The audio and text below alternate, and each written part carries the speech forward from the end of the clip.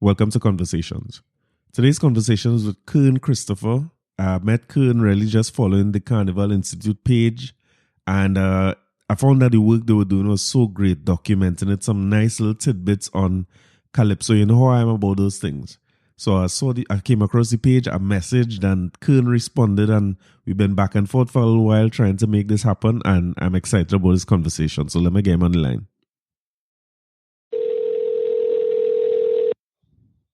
Hello, good evening. Hey, Kearn, how are you doing? I'm good. Sorry. And we have liftoff. I'm glad I have you here. We've been trying to get this off the ground for some time, so I'm glad that we finally doing this. I hope it's one of many because I heard you talking the other night on Clubhouse. And from there I realized I was in trouble. Because I like to talk plenty, right? And I tell myself I had to figure out how to get episode with Kearn down to an hour and a half. Yeah. It might have to be part 1, 2, 3, 4, 5, 6 series, something. I don't know. Good. So I take it that as commitment to you coming back. I appreciate it. So let me start here, right? Just as a way by way of introduction to the audience. I came across Kearn because I was following a page on Instagram that I really didn't know was linked to your work or anything like that. I just basically had messaged the page, and I was really interested in the history of Calypso that was being presented in the post. I find it was really interesting. So I reached out, you responded, we spoke a little bit, and something that you said stood out to me, and I feel is a good place to start the first episode. You were talking about how important fetes are in the context of Carnival, and maybe that fetes don't get the right due. They're not placed in the same thing as the music or the competitions or the pan. But maybe the place to start is to find out like how you know so much about this stuff. Where you start off getting so much into culture. Oh well, I mean, good morning, evening, night. Yeah, every time, right? Whatever time of the day people listening. So, I mean, specifically with Carnival, I feel as if my story is definitely not unique in terms of being exposed to it, but I've also realized it's just not one that everyone has had. So I was exposed to Carnival from a very, very, very young age. I think as a number of Trinidadians are, from just seeing, my mother and my aunts play mass. And I still have very vivid memories, and I definitely was like less than 5 years old. I could say that for sure. And this growing up where? I originally from Point Fortin, right? Yes. But like Carnival, we in Port of Spain. Like my mother still says she has absolutely no idea like what South Carnival is, and that's not no disrespectful means by anything like that, but just she just always went into Port of Spain for that. My parents are pan jumbies as well, right? They always talk about when they got married. I think it was a pan semis, and they got married, had a very small eat up lunch, and then they went to pan. Nice. Yeah, and people who saw them in Panorama was like, wait, was you supposed to get married? And it's like, yeah, we get married this morning. Beautiful. Beautiful. So I think like certain things with respect to Carnival was always there. And as I was saying, I was exposed to it from a very young age, and I have vivid memories of being in the North Stand and like Barbarossa passing. That's who my mother and aunts played with. Right. And it was this thing like my dad took us like literally next to the stage. I don't know if people still do that, but like you could have gone next to the stage, and it was like to look out for her and like to call out to her. And I think from then, just something, maybe the jump on me from then. I was definitely always attracted to like the mass. And a few years later, we started to play Kiddies Carnival with Rosalind Gabriel. Right. And to me, that was a whole adventure for us. Like we were coming from, as you say, deep south, and we were in all these competitions, and it was a family affair, cousins, etc. And that really, I think, made a very big impact on me. Like every single time I talk about it, literally my paws raised, like right now. Yeah. Just because it really did something for me and, particularly Savannah stage. So I think it was from there. But as I progressed in life, I didn't necessarily like put it on a back burner.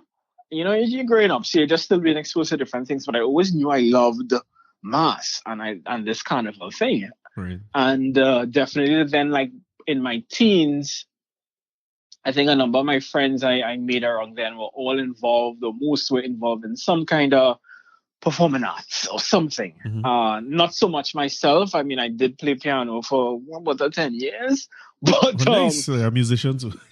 I don't classify myself as that. It's been so long, but I mean, I was exposed to things within the arts. Right. Like one of my cousins is a really good musician, a jazz musician in Trinidad. But yeah, so I think into my teenage years, getting exposed to that, again, I had an interest in it, but still never ever considered it a career, Right. you know, and not because of I had fantastic parents, I would say, who was very much open to, study what you want, be what you want to be once you're doing it legally, Of you course. know. But it just was never an option to me. I guess no one really seriously presents careers in culture and creativity as a legitimate career. It's always just seen as more passion. And I definitely what steered me in that direction in terms of career wise was when I went to Mona in Jamaica. Mm-hmm. And at that point, I still started off looking to study. I was studying biology actually. And yeah, a year into it, well, not even so much a year, to be honest, Corey, like maybe a few weeks into the semester, I started to realize Not for I don't you. think this is for me. Yeah. And I absolutely hated the school aspect, but I absolutely loved the experience of being in another environment, representing my culture Mm-hmm. over there, learning other cultures. And I think that is what really made me try to figure out, okay, what do I do? Because this is clearly not for me. Mm-hmm. And I opted to take a break from school, try to find myself. You stayed in Jamaica? No, I came back to Trinidad, Okay, gotcha. right? To try to find myself. Okay, what do I really want to do? But I know I had some interest that I never explored. So I was interested in broadcasting and stuff like that. So I ended up getting some broadcast training. And lo and behold, as I live in San Fernando now, I would soon then land a job at WAC Radio, right? Right, right. So Yeah, so it's the like, culture around you there's definitely yeah, a and it wasn't even so much that okay, it was like I so love culture, I have to work WAC. I knew like I listened to the station. And even though I worked in news primarily, mm-hmm. I do think working in such an environment definitely, would have had an impact. WAC is Kenny And Phillips, right? yes, Mm-hmm. correct. And again, because of me kind of knowing that I had this thing for Caribbean culture specifically, I really started to figure out, okay, I think I want to do stuff with this. Mm-hmm. I think I want to do things with culture. So when I realized, okay, this is what I want to do, I applied for a transfer in Mona, and I ended up going back like the following year Right. and majoring in journalism. And I did a cultural studies minor because With like I Karimak? realized, well, yeah, Karimak for the major, yeah, and Mm-hmm. then the minor was at what's the department called Institute of Caribbean Studies. Okay. Okay. So that Yeah, that time you spent in Jamaica, from moving from the biology, you were starting to head towards culture at that point. But yes, your yes. studies then would have been focused on like Jamaican culture, or it was more Trinidadian, Well, or and the interesting because like all the courses I did specifically for the minor, even some of the stuff in Karimak, I mean it's a Caribbean university, so they always stress Caribbean things, but we were in Jamaica, so it was dominantly Jamaican culture. right? Just like I mean, if someone was to be studying culture in Trinidad, most likely you here may also dominate in Trinidadian Of culture. course, yeah. Your Yeah. lecturers will be Trinidadian. You're getting Exactly, that right? Lectures perspective. Jamaican, that type of thing. So Mm-hmm. it wasn't like so much Trini stuff or other places being highlighted much, but I mean, you were definitely free in your own, papers, presentations, whatever, to touch on, draw different examples. So I think I always had a little bit of an edge because I was a non-national, as they say. Right. So that obviously I'm learning Jamaican stuff, Mm-hmm. but I know where I come from as well, and I could now relate it in this context and draw an example. So like I remember doing a presentation, and this was a public speaking course, and I did this whole presentation on the true cost of Carnival, you know, and give people just an insight into how much Carnival costumes really cost, and like, where does this factor in, and where it comes from, why it's like that. I mean, it had nothing. They were grading me on public speaking, but I could have picked any topic, so I picked something I was comfortable with. But they must be waiting to see your presentations, but your presentation is probably much different from the rest of the class what they're accustomed hearing. I think so, yes. And I mean, I definitely sounded different. So I always literally saw some people just more drawn in by my accent while giving a presentation versus actually listen to what I was saying. And because for a lot of them, that was the first time even just being exposed to somebody else who was just a Caribbean national who's not Jamaican, I mean, we know how Jamaicans are in a big way when it comes to when it comes to Jamaicanness. Absolutely love them though, right?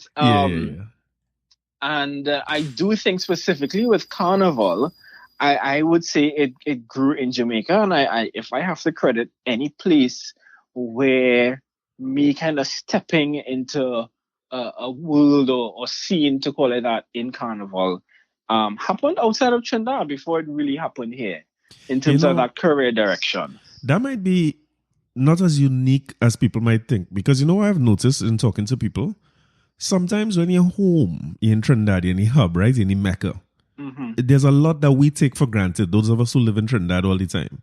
So talking to people like yourself who would have gone to school abroad, I lived in Jamaica for a little while as well, or people who live in the States or London, you sometimes double down on your Trinidadianness when you are abroad. So for some people's culture, or different parts of the culture, it might be food, it might be music or dance or whatever it might be. But you tend to find that finding yourself that you talk about. Strangely enough, as Trinis, we find it abroad a lot of times, We do. I guess it just comes from that.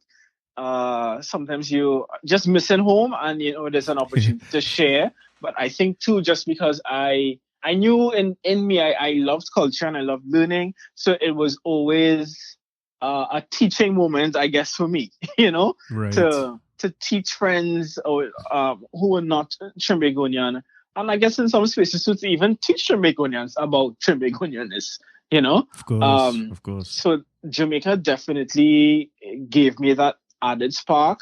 I had a couple of friends, Jamaican friends, who I'm still really good with today, who I was also amazed, Corey, at how much they loved Carnival. Like I always say, like a Jamaican who falls in love with soca, I feel it's be a different breed, real different, right? And a couple of my good friends, they were these soca lovers who took part in Campus Carnival, and a lot of them even beyond that today, we're big men and women now, and just up to 2020, a couple of them finally came to Trinidad Carnival. It was something they were planning. I had others who had been coming, year after year. So I think, seeing their vibe and energy did something for me as well. I actually always sometimes tell them that I prefer going fets with them than some of my Trini friends. It's really different, when I saw it, I was, while I was there, I refused to fall into the Carnival there while I was in Kingston, because it was just so different from what I know Carnival to be. So they used to have this Friday night mass camp fet. What do they call it, a fet?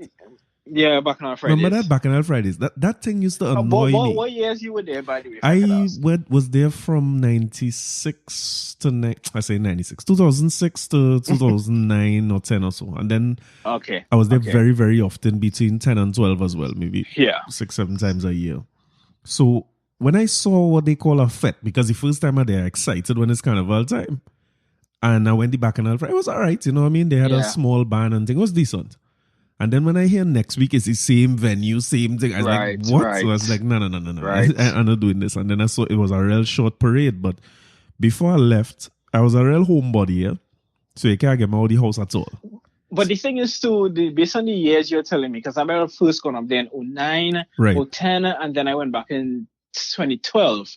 And from between like that 3-year period, it really evolved, I saw the drastic evolution that took place. So even when I first went, actually, I wasn't no effect man or anything like that in that first year. I think I was still coming into myself into late teens, early 20s. I wasn't a big party or anything like that. I mean, I still really don't consider myself no big party man, to be honest. But I was coming into myself at that point, but I still was very aware of what was happening, right? And definitely when I returned, I saw the changes that were taking place in Carnival there, and it was like a thing for me. I knew, like I said, before I graduate, I have to at least play mass once. And it's about this campus carnival thing. I mean, yes, I did it, but I need to do it like with the grown folks.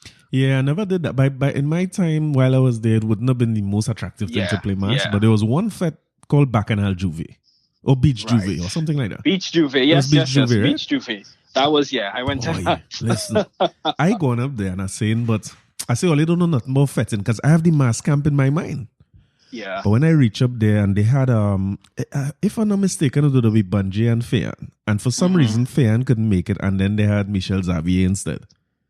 I know, I mean, all due respect to Michelle Xavier, she's an amazing performance. But as a Trini, I saw her like, lime, I want to see Fayan. Yeah. But boy, the response they had for her there. Yeah. Singing Fayan songs and doing some of our own songs. Boy, listen. And that fete was vibes. I was real surprised at that. And I was like, wait, these people onto something. When they could fete up there on the North Coast with all inclusive resorts and everything, you know, is a real big difference. Yeah. But for some, when I listen to you talk about the history of Carnival, where it came from and stuff, I want to know like how you learned all that while you was in Jamaica. Where you figure all this? Well, thing I mean, it didn't. it definitely didn't happen all in Jamaica.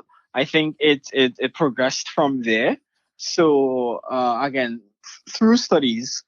And I mean, I would give this plug, if to give any plug, to just even academia, because even sometimes specifically with culture and creativity, it is something you could definitely learn from working in this space without a doubt.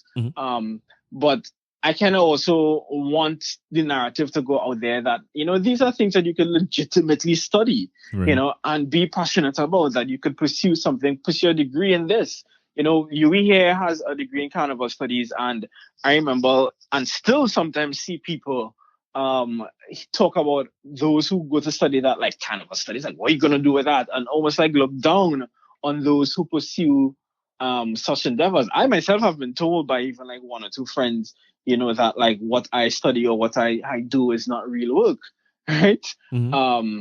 So I feel like in those some spaces there's that kind of prejudice against these type of things. So from, you know, just studies that definitely exposed you to literature on the material, and to dig deep and to expand your thoughts, and to not just see things as just party and nice behavior, but to understand the complexities that come with culture.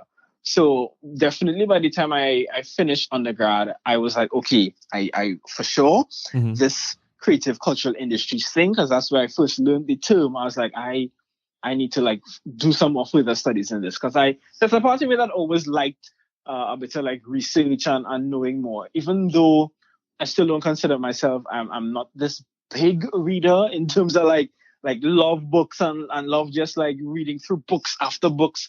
That still isn't me, but I still like to learn, you know, and I still definitely I might read out an entire book. I might read a chapter that interests me and find specifically what, you know, I want. So when I finished undergrad, I was like, okay, I do believe I want to do some more further studies in this, because I kind of just scratched the surface. And that's where I started to look into master's degrees. And yes, I could have studied in Trinidad, but again, I love the fact of I guess being outside.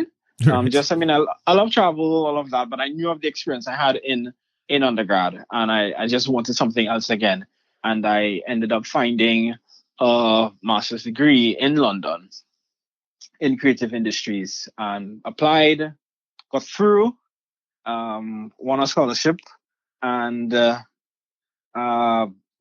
was off like 2 years later. And I do think doing that master's degree definitely allowed me to really dig deeper. And the thing I loved about that specific program was it was media and creative industries, and I felt though that there was actually this little bit of a bias in terms of most of the lecturers and stuff stressed a lot on the media related things. While yes, I had a background in media, worked in broadcast, etc., but I really wanted to stress on the creative and cultural side of things. But I still had good professors that really allowed you to kind of do what you want. And I'm grateful for that, because obviously nobody is coming there to teach me about Carnival, right? Yeah, but again, you are the most impressive presentation when it's presentation time once again. No, nobody never hear about this over there, did they? Well, nobody didn't, and I was the only black man in the class as nice. well, right? So, and like, so much to the point that all my friends, they just be like, oh, you come with the C word again, like you and your Carnival stuff, in it, yeah? And I had professors who, let's just say for every course we did, when you had to submit a paper for it, they usually would give about, let's say, 5-6 questions to do. Well, one of them to answer, to write your paper on. Mm-hmm. But then they would always leave an option of create your own question. And I really don't know if anyone else took advantage of that, but that was my opportunity. Yeah, to make it Trinidadian. To make it, exactly, and to make it Carnival. So every single lecture I went to, I presented my question and I said, okay, based on what I've been learning, I think this could apply in this Carnival context. And it really kind of challenged me to think, I guess, outside the box and what I was learning, to relate it and see how it applies to, our cultural context. And I think that definitely allowed me to go deeper. And I mean, at that level of studies too, I had to dig deeper than just in undergrad and read more and analyze a little bit more. So I think that really kind of gave me a certain confidence as well with Carnival and cultural studies. And when I finished that and, came back to Trinidad and ended up working in this Carnival Research Institute, then, I say it, despite the issues that we face, despite, the public knows of how they feel with respect to the National Carnival Commission, because we fall under them.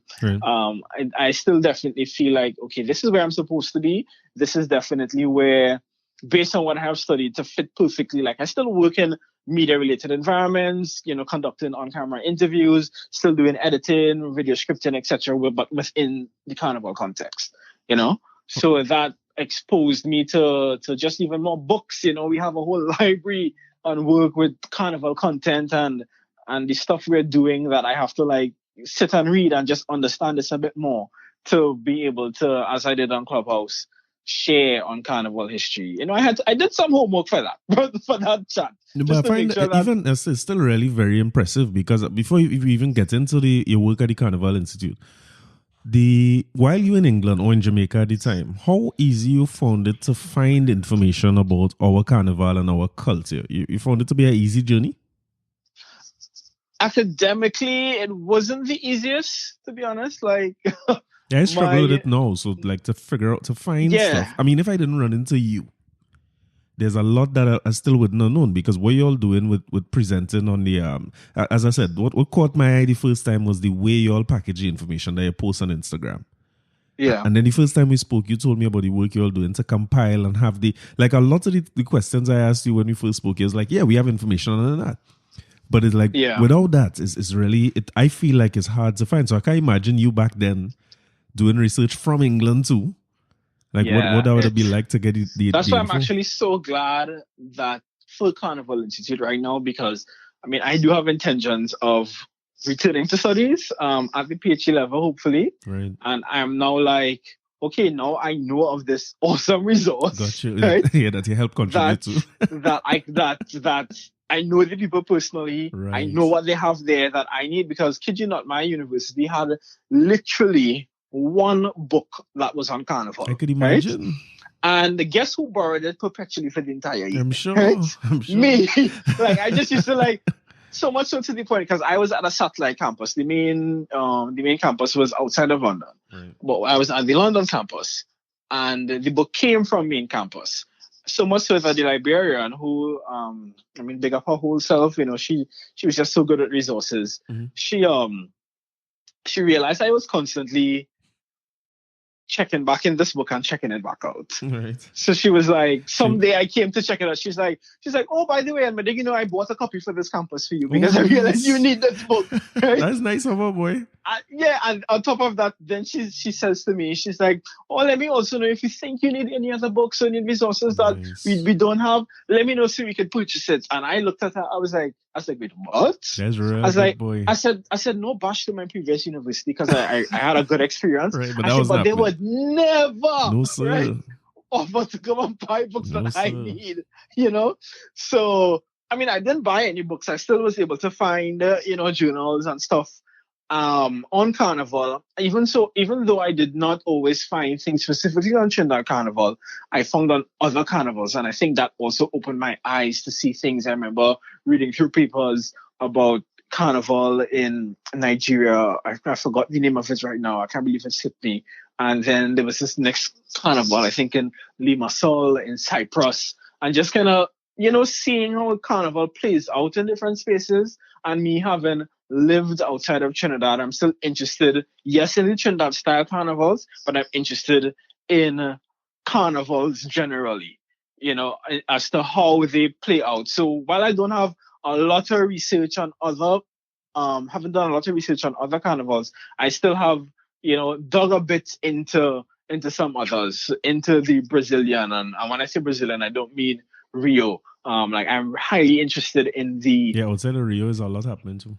Yeah, people don't realize there's carnivals in Sao Paulo, there's carnivals in every city, and I'm highly interested in the carnival in Salvador Bahia, being this black state. Mm-hmm. And the little I have looked into it already, I could probably even send you some. I follow one of their carnival page on Instagram from Salvador. And their carnival, I would say, resembles Trinidad's carnival way more compared to Rio. Right. And it is also intense in terms of the amount of people. Like sometimes when I see the crowd and I see the crowd is moving, I'm like, I think I want to experience this. But at the same time, I'm like, whoa, this is... It might be a bit much. Yeah, this is a bit much, but I would want to experience, other types of carnivals because... carnivals do something to people. I hear in your PhD thesis coming together. I think I hear in where you're headed for your PhD. Well, what do you think it's going to be? Well, you see, if you're exploring carnivals, the influence Trinidad has on Carnival, so things like Notting Hill, Miami, Toronto, those things very much is Trinidadian carnivals abroad, right? Yeah. But if you're looking into places like Sao Paulo, Bahia, and so on, it might be the influence of carnivals overall. So I'm just as passionate as you are about that. I'm sure I may touch on it, but for now, the proposals I've had to submit to potential schools, as you mentioned earlier, I really kind of want to dive deeper into this FET scenario. So, all right, well, let me dive into it because that is what I'm interested in, because I scratched the surface for my master's thesis, and I felt that I need to go all the way now. if I'm going further, I have to go all the way because there really isn't much out there. And as you rightly said, even with respect to carnival research generally compared to other disciplines, there isn't much. Right. And then more specifically with carnival research, from what I have seen, the more modern carnival occurrences, that is also lacking. There's a whole lot of stuff done and written on Calypso and that type of thing, but there really isn't anything much lately on what is currently happening. Yeah, well, I mean, I owe it to myself to come through at the Carnival Institute a day when you're there, so we could walk through some of these archives, because I struggle a lot. I don't sure if a lot of it is not online and you have to come to the institute to see it. Mm-hmm. But in terms of the history of Calypso and where it come from, how it evolved and all that, so I had to do my own research there. But you're saying that there's not much info compiled about FETs? No. Yeah. So definitely not. No, let me tell you why I'm really interested in FETs. I'm interested in FETs as a FET goer for a long time. Carnival to me used to be FETs. Yeah. I really didn't like Mass on the road. I find it was too long. It was too far to walk. You see that if you stand by the hospital back in the day of Poison, you go and stand by the hospital for 3-4 hours and they play the road march over and over. I remember leaving that band many times on a Monday and never going back the Tuesday. So for me, it was always about the FETs. So where your interest in FETs came from, is a FET goer or How did it start? I mean, I do go to events and stuff now, so I have definitely grown to love and appreciate fetes. I would say. I think any aspect of carnival, I still really have a thing for would still be mass. Um, but I do think it also came about from just doing research, just also identifying this is a area which is lacking studies. Mm-hmm. But I do think as well, again, my experience living outside of Trinidad, there's one researcher, Dr. Kai Barrett, a Trinidadian in Jamaica, who I often kind of include a term that like she basically coined called like the franchise fetes, Right. where this trend of all these Trinbagonian fetes going into different spaces, and especially being in Jamaica and seeing how their carnival transformed, that was a big factor for the transformation, that all these Trinidadian brands and the Trinidadian fetes started to come to Jamaica. Right. And it changed the whole scene. So in one sense, it's also kind of seen as Trinidad still being like a leader, right? Or people kind of respecting the stuff we put on here and putting it into the diaspora and you know, other communities.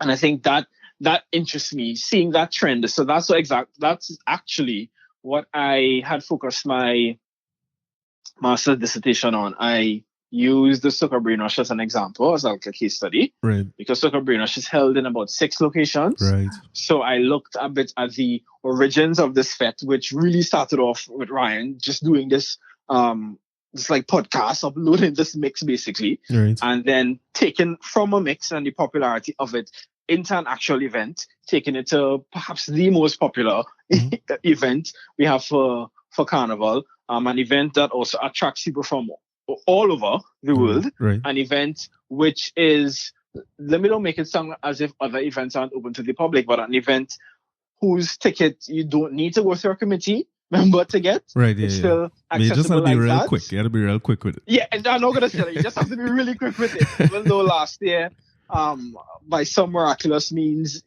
people got tickets. The size of the fete definitely increased drastically last year. Yeah. It was too big, if you ask me.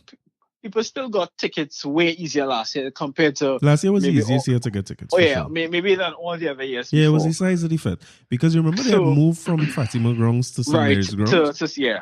So Fatima Grounds is a much smaller ground. Mm-hmm. So it would look a lot more full while it was on Fatima. But the first year they moved it to St. Mary's, I enjoy it as an old man because it was real more spacious on them thing, you know? Yeah. But the last year was real full. But I like the coinage of a franchise fete. I never thought about that, but it's pretty much what it is, because I remember seeing the first time I heard about it was maybe late 90s. They used to have a white fete called Glow. There were a few real popular fetes around that time. We were just transitioning from the brass and wassa and customs and those types of fetes that controlled by the by working bodies, then fire services and so on. Yeah. And into real private investor fetes. A lot of them. And Glow was, if I'm not mistaken, Glow might have been behind people, but I can't remember. But they started doing Glow Barbados, Glow in New York, you know what I mean? Mm-hmm. So I like the two. Well, thanks for giving me that info. Like, that's just good things for me to know. I really hope I say the right thing, you know, but I'm pretty sure that was one of them. If after digging and look at this, I have something to point to investigate and double check. Yeah, check that out, because definitely late 90s, you were seeing more of a Trinidadian fete in a crop over and up the islands, like taking the versions of it. And I think it's valuable. I think it's real helpful for a fete promoter. Yeah. Like scaling your business is important regardless of what business you're in. So why not scale it into other carnivals and do it everywhere? So, and I think now to just Carnival on a whole, and you see it like with the bands, I think, have really transitioned into the power of the brand. So I did actually focus like on the branding aspect too of these fetes. If you just draw a comparison like with Mass, we no longer really have bands where you like know the band leader name, which is filtered by a person, of course, and that kind of personalized touch. So that whole brand identity has done a lot for making people be drawn to it. And then of course, just with social media, digital media, and just it's way easier to put your content out there and make people feel make it appealing, has made fetch transition into what it is now. And that's why I firmly believe, and I would want to touch on that in any further studies, of really kind of seeing fets at this point undoubtedly a major pillar in our carnival. And I just feel like in the language and how we refer to it, and we talk about the interest groups of mass band and calypso. Of course, just feel like nobody says fets. Yeah, I personally feel like fets should be there. Right. But I mean, I know the politics around that. As you rightly said, more like private investors, even though everybody else is technically in their own private interest, even as a soca artist, calypsonian, a mass band, etc. Is that private entity? Yeah. But something about fet promoters still upsets people, and it's I understand the complaints, and don't get me wrong, I'm by no means are these people saviors, of course, right? Of course. But I still feel like there is this an ignorance which unfortunately exists into how we view people in that field, and we somehow think that all of them, because they are undoubtedly milking the cow, right? That we just feel they're all about commerce, and they have no sense of culture and passion for them. And I kind of don't like that. Like, I feel, have you even tried to hear them out? Have you tried to hear their story, hear their own journey, see what motivates them as well? But I don't feel like those conversations are being had. We just see, they're making money, and we immediately equate, killing culture, and they're all about the Benjamins. Well, boy, I have a slightly different perspective on that. But first, something you said there is so true. We referred to a lot of bands. We referred to a lot of the carnival in terms of the name of the founder. So you said, for instance, you start by saying you played with Rosalind Gabriel. You get where I'm coming from? People will talk about Wayne Barkley. That's how it was. Mm-hmm. Yeah. And you see what you're describing as branding ourselves, whether it's mass pan calypso or fets, as you say, being brands that could live on beyond the individual or beyond the name that's there is a critical part of any business. So even though we might name businesses after ourselves, you have to figure out how it will stay as a legacy long after you're gone, hopefully. Like Ansa McCall would have gone, going from their own name to changing it to a corporate type name so that it lives on after the founder. Critical stuff. And I feel as though when it comes to branding, like when you look at Calypsonians in particular, them men used to take the brand real seriously. I couldn't Lord Kitchener is a brand, Sparrow is a brand, Shadow is his own brand, Spoiler, Lion. Yep. They would never, like my fathers always talk about artists now jumping on rhythms. And his Burrell bother him. He's like, boy, listen, you can imagine Sparrow have a production and Kitchener going and sing on that same thing. No, they want to be so different from the other one. And I think the branding of the fets, it's forced to do that because of what you said as well, because it's a commercial entity. And to be honest with you, I have no problem with the idea of milking the cow. I think we had to take our cut. Boy, it's a business. A man have a business, he's going to invest and make money. And we need to think like that more. The unfortunate reality is that a number of people who have already gone, of course, definitely all for the passion, but maybe didn't have a real business sense, a business direction. And, there's this thing that we constantly talk about, like on work, and, why so much of these artists and stuff are poor, right?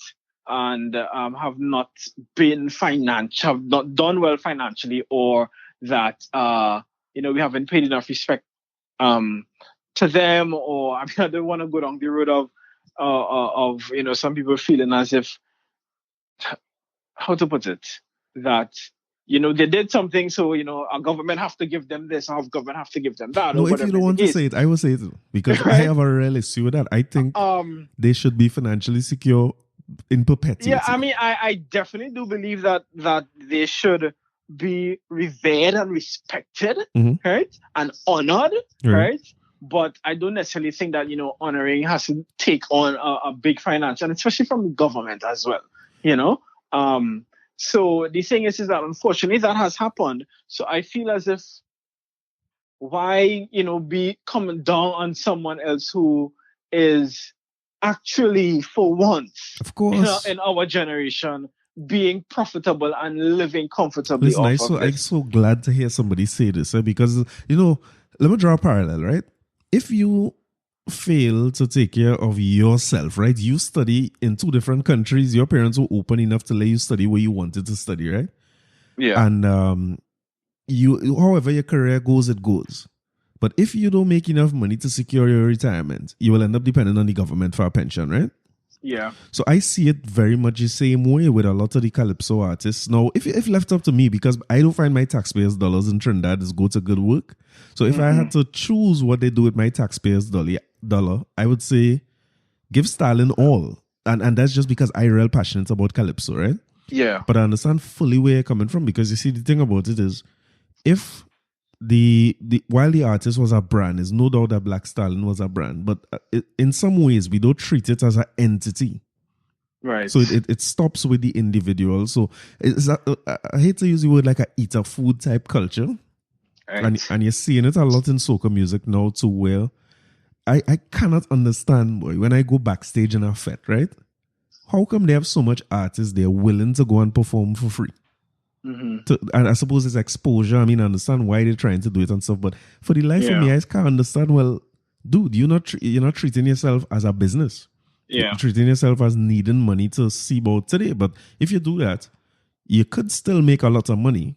But if you don't keep a lot of the money that you make, you're going to end up depending on the government. You know how sad it will be to see Voice depending on the government 60 years from now and begging for a handout. I mean, we have definitely seen where artists nowadays no longer depend on competing in these major carnival competitions. No. Because they don't necessarily need that big cash prize, right? To move on. It's all well and good to continue to have it, and by all means still enter if you get an opportunity to win.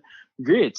But in the midst of all of that has happened throughout the years, and said people in various administrations within Carnival, within culture, I think sometimes we also like to omit the fact that a lot of others behind the scenes have also done injustice to culture and just bubble the things so much, right? That to come back and say, who didn't get X and Y, because people were finding ways to put it in their own pockets. 100%. That's a reality that I think some older folks like to pretend, that didn't happen. They can pretend that, right? That's what I meant, like you. Like today I was in a clubhouse room. Salute to Miss Akelia. She usually has a morning clubhouse room. Hold there, uncle. Listen, hold there. I just listening. I find I learned so much. Yeah, I think I logged into that and like I got invited on stage. I'm like, yo, I'm on work actually, so I didn't even. Sometimes like when I go in certain rooms, I just try to scan it really quickly because like based on I would say the relationships I have formed, like people almost expect me sometimes. Yeah, man, want to hear you talk from time. I see you come in the room. I was like, nice. If I turn up on stage whatever, and I'm like, I can't come on stage right now. Yeah, I want to hear some knowledge. I just want to listen. But you saw when College Boy Jesse came up today and spoke? You were in? I didn't see that. I probably was in the room for probably just pop in. Seconds. Well, the thing what I found interesting about him, and this is where youths always have the answers. If you want the answers, check youths. Because he won Soca Monarch class. He won the Groovy. Yeah. And she brought him in to talk about why he was not on the list for Soca Monarch at all this year. Yeah. And I mean, on my podcast on Tuesday, I was asking the same questions, like where the defending people? And you know what he said? He said he and his team, they don't believe in the concept of competition. They feel like competitions like those do more harm than good. Yeah. But what they wanted was they treated it as a project to get known. He said people didn't know who he was. People didn't know the song very well. So they approached it as something they could do. And he said the goal was to get to the final. And they won, which he said that was well beyond what he expected. Yeah. But he said they never intended to defend it. Right. So he said that he's putting himself in a position now where he's given Aaron Duncan what Mr. Killer did for him. He said because Mr. Killer is who helped him put together the performance, tell him how to command the stage, put him in a place to compete. And he says he's doing the same thing now for Aaron Duncan. And I found that to be real. That's what I mean when I say maybe we had a lot of artists who didn't treat it as an entity, treat themselves. You know, Right. Jay-Z say, I'm a businessman, not a businessman. He's a Yeah. business. He's not just a businessman. It's an important thing to do. So for people to come down on fet promoters because profit is their motive, Yeah. I take issue with that. I feel more people need to, whoever managing Despers need to make profit their motive too. Yeah. You know what I mean? Yep. So you, in your research, you doing things like the history of fets and where they originated and that type of thing, or just where fets are in terms of the context of Carnival? Well, I haven't done all outside of my master's thesis. I guess I've just really been waiting for to officially like start back studies to go all in. So like for now, I'm just kind of like trying to expose myself a little bit more or take advantage of, I would say, this scenario right now. So like one thing I have done through the Carnival Institute, because one thing we do is have interviews and conversations with various practitioners within Carnival Right. for the sake of archiving. And since I have been there, I definitely have pushed for getting these stories of these promoters, or some of them, because it was not something that was the objective of anyone else inside of there. Because again, it's something that people just turn a blind eye to or feel that these people don't deserve a space there. So I've done a couple interviews with some promoters, and I would say that's where I've kind of just started to gradually just understand more, hear people out, hear their stories, hear how they have reached where they have reached, before I really get more and into serious digging in terms of, the history and that type of thing. I have some understandings of it, of it being around since, plantation days, these different fetes and these balls and stuff people would have had, and they would have originated from there. But I definitely need to kind of go into, like each decade, and then over the last, maybe 30, 40 years in particular, as to how it has really blown up to what it is today, to be considered a major stakeholder of Carnival.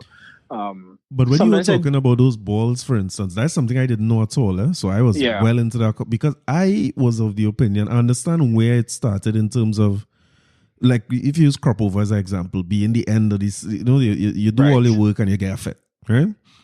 And when you look at the stories behind the Cambule riots and so on, but I never knew that, because if you had asked me, fet start recently, I would not thought that it would have been something that was going on from the origins. Yeah. And not even just, but I'm thinking, this is what coming to my mind right now, because obviously, commercialization and that whole profit is a major part of fets. That whole concept of the commercialization of Carnival things is not new. Right. So even just something we were recently doing, where I think this could have been like, let's just say 1920, somewhere around there, in the 19 teens, where you started to see advertising and I think like some newspapers and stuff, kind of putting money into whether it is Calypsonians or even some particular Calypso tents. And obviously when you have these things being involved, branding, sponsorship, whatever, it affects the dynamics on how things are changed. So that is something we can't ignore. And also, not just even from that private standpoint, without a doubt, the things that we still love in Carnival today, the masquerades, the this and the that, these things are all strategically organized even by government, and government making a decision in forming the Carnival Development Committee, I think it's in 1959, of having a greater stake in Carnival and pumping money into this, whether it is to make them really profiting or not. There's a certain level of control which has taken place, which they created these competitions and the panoramas and the this, and again putting shows like the Masquerade, making it into a spectacle of something. There was one book I was reading, some parts of it, where, and this could have been like from the 80s, 70s, where they compared the Masquerade show to almost like what they call like the Americanization of Carnival, where it brought in this kind of, again, the spectacle of the glams and glitz that people knew from American culture into Carnival, and that has made Damascus what it is or make what it was, right? And now we are seeing this whole same glitz and glamour in something else now within the fete. So I feel as if at the core of it, yes, it's fete and in that sense it's new, but these things have always existed within the carnival in some space, and to be able to make those linkages to like, yeah, you're coming down on fetes, but like, bro, you was running down the mascara when tickets used to be going mad like Bacchanal and Soca as well. Of course. Of course. So it just changed into something else, into stage shows that we put on for the festivities. But what do you think you think it's just because the fete owner is seen as or the fete promoter is seen as like the digging out the culture kind of thing? Because I don't see, for instance, Carnival officially, the official start of Carnival is always moved, but now Boxing Day, I guess unofficially Carnival would start in a typical year. But is nothing without the fetes. We can't have just a 2-day parade and no fetes, Right, and that and the constant fetes every weekend is what gives us a build up, gives us an energy for the road. Well, it's one of the reasons and those things always existed as well. Like if you look at other carnival spaces and other carnival contexts and histories, that period, Christmas into that carnival was always it's going from one set of festivities, and us in Trinidad and Tobago, we know how to enjoy ourselves. Of course. So it's natural to just move into that. And again, that's nothing recent, It was always there. Well, that's one of the reasons I don't enjoy carnivals abroad as much as here. Because you're going to go Miami Carnival. I guess the thing about Trinidad is that during Carnival season here, number one is a season and not just a week or two like some of the other countries. But we immersed in it. Even church people who might say, boy, I don't like this, I go in a camp. That too is a carnival driven thing. If there was no carnival, it wasn't going no camp. It wouldn't have no camp. Nah, it wasn't going no camp. Correct. You know what I mean? So it's part of the reason I really enjoy our carnival. And these camps are very much a cultural explosion as well. I've been to a couple camps myself. Yeah, but listen, I went through it. We have plenty in common in Oakland. I went through that. I went through that experience. And I do not regret my camp days by any means. No, I love but camp. It was also a very cultural 1,000%. Or even like we had like gospel upso night. If I get into a gospel upso competition in the fete, in the camp. Right? So it still had a vibes. It still had something to do, which reflected us. But listen, people could deny it how much you want. The camp is part of the carnival. And even people who, if you're just not on carnival, like that. The beach, so the beach is usually packed during Carnival, Monday and Tuesday and them things with people who just go and camp for the weekend and that kind of thing. All that is Carnival driven. If there was no Carnival, you would have been work. So people who tell me they don't like Carnival, that's fine. But I struggle to understand why Carnival so polarizing. Like, is this like people vex because I posting about how sour is that there are no fetes. This no fete thing real bothering me at this point. Every weekend watching what fetes I would be in the last weekend, and I really need to stop by depressing. I'm actually, to be honest, I'm actually really fine for the most part. Serious? I think. Yeah, I think it's true. I tell people, by no means is that I do not enjoy Carnival, but I think because last couple of years I've just been working so much behind the scenes, it's like I've welcomed the break. Yeah, because all the time. Right. Yeah, and because I tend to do different carnivals a year. Right. Working with a concierge service and having to travel for carnivals and deal with people, so I have welcomed the break. I mean, I would like it to start back also just for the economic reasons as well. Yeah, of course. But I have welcomed the break, but I think I've just also accepted and understood, the context we live in with respect to COVID-19.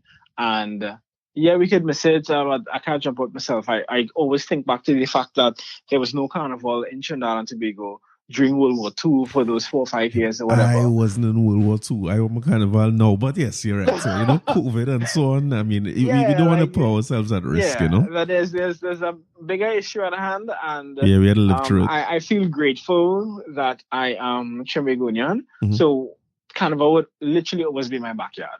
It will come back at some point, and we all know it will come back in a big way, right? So at least for me, I know it's not going nowhere. So like, I just feel like, I've missed Carnival. Well, I have Yeah, he missed was Trinidad abroad for Carnival, carnivals and stuff before. right? Even though, in retrospect, when I sat and I thought about it, even if I did miss Trinidad Carnival, for a little bit, most times I still experience Carnival somewhere else, a Yeah, so Carnival. you get a slice of it. So technically, since 2015, I have been in a carnival somewhere every year. You know, but you know what's interesting about it? Like the work you doing to document it. Calypsonians have done that since the beginning of Calypso, right? And one of the things that I maybe not to say like about COVID, but the fact that we forced to take a break is that great things like we mentioned World War II, or when they had polio and so on. Great things have come out of those things, eh? So when we look at the break, I really learned a lot about it because my little side has played some music with my father, and we were planning an event where we wanted to sing a medley of road march songs from the beginning to now. It was a bad idea. It was way too long. But I learned a lot about how the road marches were affected by the time we were in. You know what I mean? So when they're talking about World War II, a lot of these songs were based around that, or Reno Rama singing about the year before with the polio and that kind of thing. So I think good things will come out of it. But or even just the fact that I think I mentioned on Clubhouse, because of World War, because of with the Americans coming here, because of all these soldiers and just a shift in the nightlife in the country. And the nighttime activities, if you want to call it that, definitely gave birth to a new way of what people sang about in calypsos, and it becoming way more risky 100%. and that type of thing, So and down your road too, it would have changed what we call fetes and the way we approach it and all that, and give us an audience to market to. It's like Tobago having a German audience, Yeah, them Americans here, it created a space where we could market carnivals to them across several states in the US, But so who might have been some of the promoters that you spoke to on your journey to document thus far? Names you could call? Yeah, for sure. It's available to the public, really. So I have done interviews with Ryan. I've done Jules. I did Candice. You do Ryan since you get locked up in your residence, so don't answer that, right? Sorry? I was saying you interview Ryan after you get locked up in your residence, though. Okay, let me call the next person. So Candice, Jules' wife, right. Kandi quoted. Right. I did. Who else I did? I did Major Penny. He's very much behind Island like Juve Jumbies, Island Crushers. Good. I feel like I've done more for some reason. So what's the format? Is something that you interview and document, like academic type interview or YouTube type interview? It's really kind of just like a casual conversation, to be very honest. That's a real good point. Just kind of hearing their stories, where they started, their own personal interests, getting into carnivals, where they think it's going, asking some tough questions at times too. I mean, we have to be mindful of how people could also view parties, and we can't ignore the fact that things like committee systems and these kind of stuff do rub people the wrong way at times, as putting a certain level of exclusivity or who gets in and that type of thing, and who have the links and all of that, how these things affect their business decisions. Let's just say, for instance, from Bacchanal Road moving to Bacchanalia Weekend, that type of thing. Soca was the same thing, from this is one event to trying to do this weekend type festival. Those are some that I spoke to. I mean, there are a number of other people who I've kind of known in the scene and want to talk to, but then everything with things change. Everything this panini that we're living in. Of course. Definitely kind of affected other things for sure. But those interviews are things that the general public could access, or? Yeah. At the institute or otherwise? Yeah, at the institute. Okay, gotcha. So what's the plan? That's stuff that you're planning to, like, the institute plans to publish more of that, like on YouTube, like make it publicly accessible, or the idea is that you come to the institute to get the info? It'll definitely be a mix of it. I mean, we're kind of going through some, I guess, internal changes at the moment. Right. Because we physically moved, and that was because of some changes that took place. Right. So hence, if you were following our social media before, it's kind of been on a pause because of that. as well as the project that we're currently working on for Carnival 2021 with this virtual museum. Oh yeah, right. That's fallen by you all. Yeah. Nice. So I've been busy. I can imagine. Right? Hence why I am trying to like go to bed early, get up early. Like we have a lot to do. Of course. Now, I'll knock the NCC for the initial stance on Carnival, but the initial stance on not doing anything, well, not having a Carnival, I guess, or not the NCC not putting on events, I think is what was said by the head of NCC. But I really appreciated when he said that what they're going to do is document it and create this Carnival museum type thing. Yeah. I've just found that like for institutes like NCC and Carnival Institute Extension, or even places like TTT or radio, whatever version of Radio Trinidad is there now. Like we have a lot of archives, but it's just not very easy to access. Yeah. But and for a lazy person like me who really just want to stay home and put it in a YouTube search, you know what I mean? Because I was trying to go through with Singing Sandra passing, God bless her soul, last week. I was doing some research for my episode on that, and I wanted to see the Calypso Monarch that she would have performed Die With My Dignity in. Because I found it to be such a hard song to beat, so it would have probably mean that her second song wasn't as strong. Anything would that song would have overshadowed whatever your second song was, right? Yeah. But I find that, so it's easy to find out the Calypso Monarch winners over the years, but it's not as easy to find out everybody who competed and what they came. So you do see second, third, fourth, fifth place and so on. Yeah. So after I dig, I realized she might have sang it in the year when they had banned them. And nothing was beating Stalin singing Bun Them in that year. That would have been just too hard to beat. But then I was going to say, like, there's just some things which do exist, which I guess is just not in the public. Because I know I've come across this kind of magazine or something on work. Whoever it is was basically putting together, like, everyone who competed in a lot of these competitions. That's like excellent work. You know, but again, it's just like to be able to actually have this physical of magazine, course. like who has a copy of it type of well, thing. Well, this is the thing, we as a society, digitizing the things that we have would be important. Because even when you see some of the clips of it on YouTube, you see in TTT old stretch up tape, it's hard to watch, you know what I mean? Gosh. But the thing is, I guess, is just the issues with government entities like TTT and even NCC, right, where not that people do not want to digitize it, but I guess is also the funding to do that. Of course, right? Of course. Which is not as easily given, you know, or I guess seen as priority, because in the work that we are doing in preparation for this exhibition, we recently got a whole number of tapes from TTT, but I guess to figure out how it's going to be viewed, because to me, looking at the tapes, I was like, how are we watching this? Right?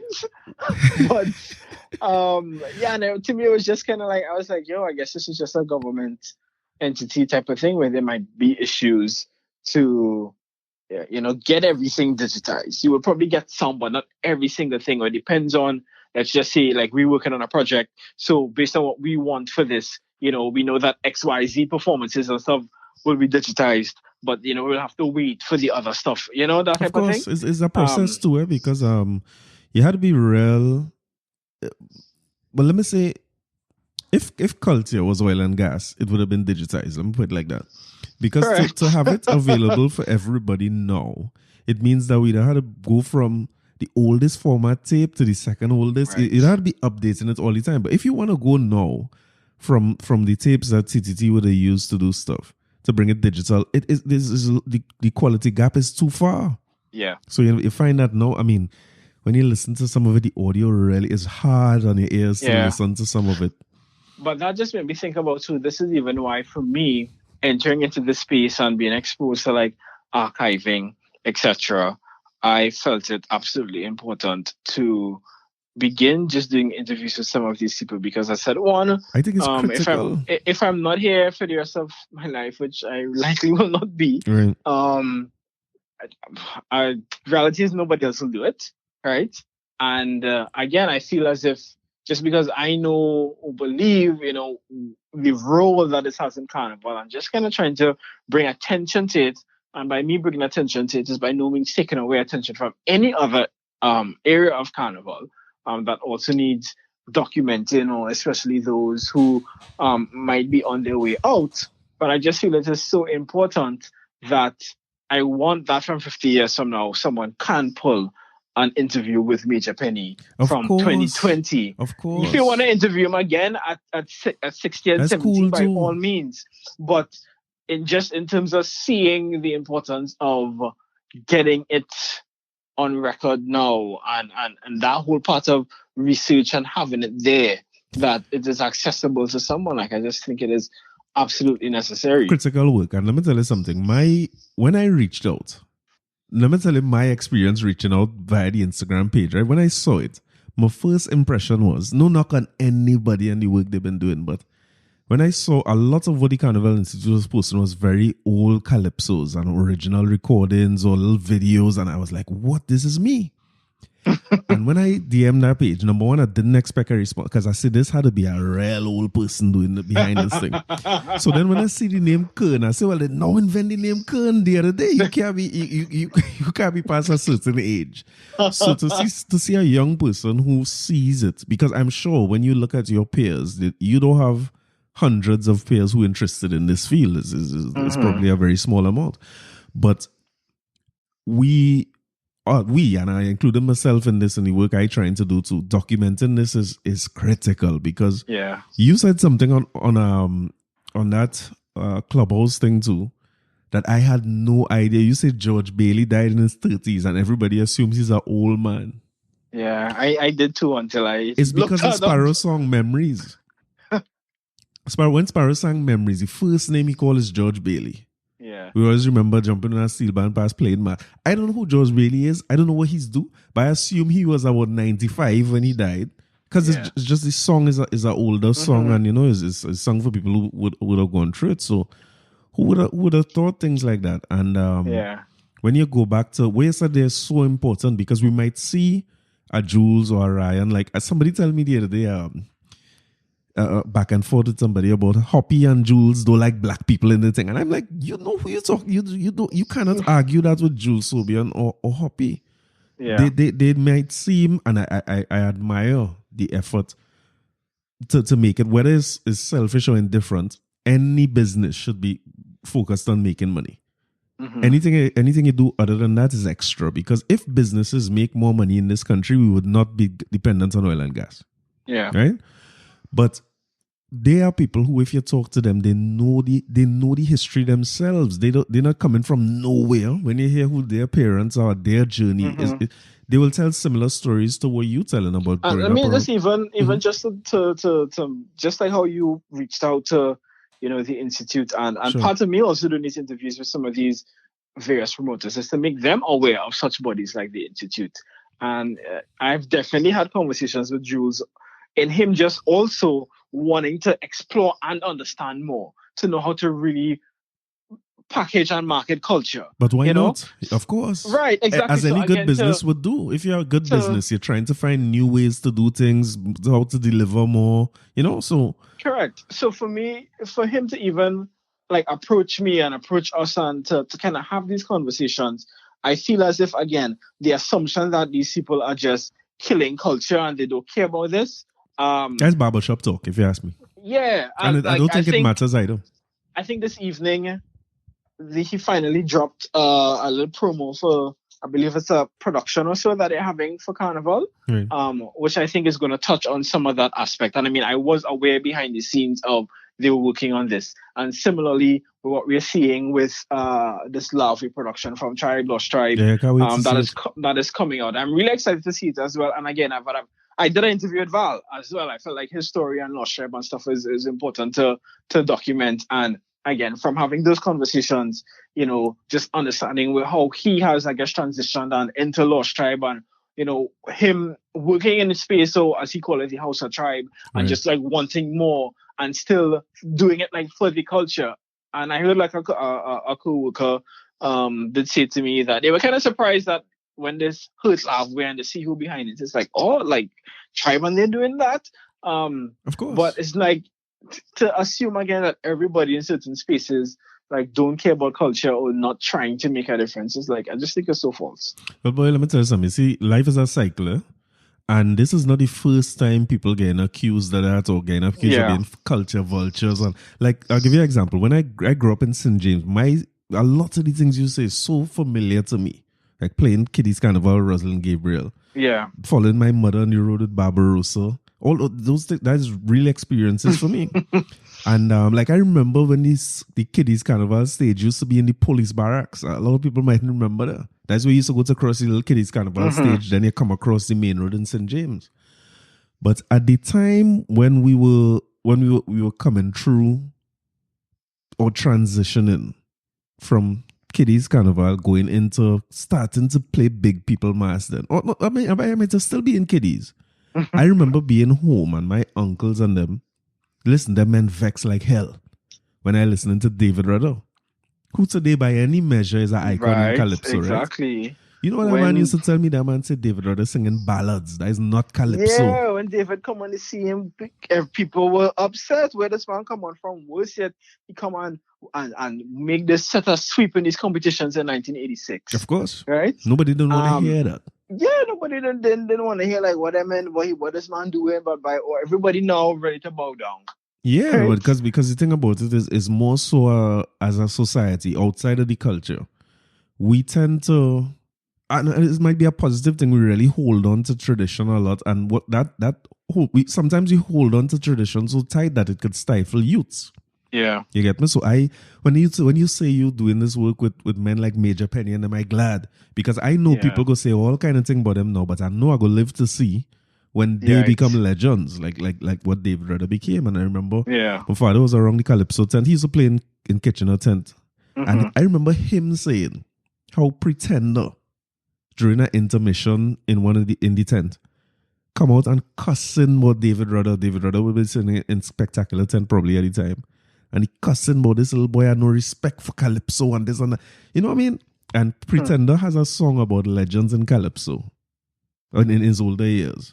And David Rudder named any song. So the thing about it is time longer than twine and life is a cycle. Like these things go round and round, but where I feel the work you're doing is important. And don't lose sight of it either, whether it's with NCC or wherever you go on to do. Documenting it, critical. Because I can't, when I do a lot of research on a Pelham Goddard or a Clive Bradley, it's so difficult to find anything out there when they were like very young and now starting off. And I find it difficult. And maybe I need to spend more time by you, If I come up by you more often, I might shut up about this because the archive's there. But somebody had to do that work, boy. And if somebody we live in a time too where it's just way easier to just document things, So why not do it? Sure. Like there's big culture, big history, and we are literally making history now. It'll be interesting to see in the next 30 years, 40 years, like what the conversation will be. Of course. Listen, you want me to tell you what the conversation will be? It'll be the same damn thing we're talking about now, sadly. But let me ask you this. I know I'm running over your time, but I need to ask you, in terms of documenting it beyond interviews, you put thought into like getting either yourself or the institute to actually go the events to document some of these things so that you capture what happens at different types of events? Yeah, we have gone to some events and in one sense just done like regular filming, right? Filming performances, and we have it for our own records or not have to depend on somebody else. Even several other images and stuff are more easily available for stuff happening now, Instagram pages, etc. But we have gone and did a couple of filming and stuff for it. I do know any other research I want to do, particularly PhD level and stuff, it may require me to physically go and document with a little bit more purpose and intention or specific things, within that FET environment. Because I'm interested in what I would call the performance of a FET. And by performance, I don't just mean, what is on stage. Performance also goes into what I call non-aesthetic performance. As human beings, we perform roles every day. We perform roles of student, of husband, of father, of son, of worker, of whatever. in fetes as well, we perform something else, who we become, versus when we leave. There's a whole thing with That's real Carnival good though. is that. So I think there's so much in terms of when I want to, as I say, investigate fetes is not just the setup and the whatever. That's a key part of it because that aids in the performance of how it looks, but then also how it affects the performance of people and our everyday lives. So as you rightly said, if there was no Carnival, there will be no camps. How one thing affects the other, and Yeah, besides, for sure. because of this, it affects how we do or why we do something else. Listen, tell church people I say so, because I don't know who them come up with this thing where church camp is separate. For church camp is part of Carnival, as far as I can say. But what I like about it too is like when you look at steel pan in particular, right? Where I suppose I'm not sure steel pan are a little cultish compared to the other areas of. I agreed. Yeah, so you say it's mass pan calypso, right? Of the three, steel pan is very, And very fetes cultish now. because I hope you get it in there, right? The fourth pillar, I love it. But pan has done a sort of a job in terms of categorization. So they have different types of pans just because that's how you play it. Yeah. They have different size of band. They have pan around the neck. You get where I'm coming from? Yeah. And I think some work that would be really good as a fet lover myself. And I mean, I can help you do that research because when I in the fet, I drunk me in documenting a thing. But I think there's a real space for us, especially because you spoke about franchising fets as your first step into this, right? Mm-hmm. And when you look at franchising is two things. It's a brand and an operating system. So when you look at what KFC does, KFC giving you a strong brand that people will walk into anywhere in the world and buy. And what they're giving you is a way of frying the chicken and selling the chicken. It's a drive-through, it's a walk-in, it's a delivery, the 32 herbs and spices and so on. So all our franchises is a brand and an operating system. So I think the brands, as you rightly said, they have, because it's a private enterprise, Julius Caesar or Caesar's Army building the brand, Scotch building the brand, Major Penny, they all spend a lot of work on that. But the 32 herbs and spices is a secret. And I think there's a real space for somebody like yourself who goes in and documents what the operating system looks like. Because there was a time when I feel like insomnia I couldn't imagine Carnival without insomnia. Yeah. And what island people brought to all inclusives, like when they used to do caution and these things, it is unbelievable that those things don't happen anymore. And I felt you said about at one point people would have thought that Fantastic Friday would have not been as fantastic again. Absolutely. I couldn't imagine a carnival without brass and customs and fire. Yeah. So when I say the conversation will be the same 30 years from now, these things will evolve, you know what I mean? Different people will come into this space and different things will happen. But in terms of that operating system or that 32 herbs and spices or that secret sauce, you documenting like what's the different feel that a breakfast party gives you from a night fet or all inclusive from another type of fet, or a wet party with paint and powder. Exactly. So when you say the roles that people play, I hear you loud and clear, and I hope I wish you all the success in that journey, because it is, again, my favorite part of Carnival is the fets, and it might be the part of Carnival that the average person, you are taking you out of the average people, right? You are expert. You ain't want to call you an expert, but I'll call you an expert, right? But the average person may be able to say a little bit more about the history and evolution of mass or pan or calypso. And even that just comes from a space of its accessibility. That's right. In terms of nobody knows. A number of, like, use for example, I told you, like, I do prefer to party and stuff with my Jamaican friends a little bit more. Hope none of my Trinidad friends who with me listen to this. I mean, I want them to listen to it, but yeah.